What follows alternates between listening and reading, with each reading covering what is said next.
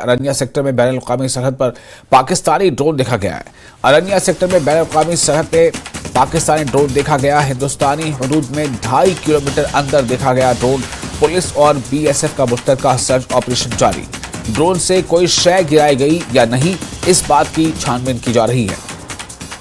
तो जम्मू कश्मीर से ये अहम खबर है, जहां अरनिया सेक्टर में बैनुल-अक़वामी सरहद यानी इंटरनेशनल बॉर्डर में पाकिस्तानी ड्रोन देखा गया।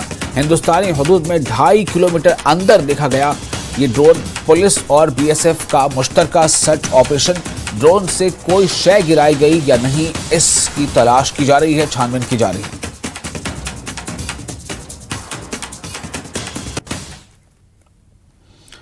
सोपोर पुलिस ने 3 OGWs को गिरफ्तार किया है। इनके कब्जे से एक पिस्तौल, आपत्तिजनक सामग्री और कुछ मोबाइल मिले हैं।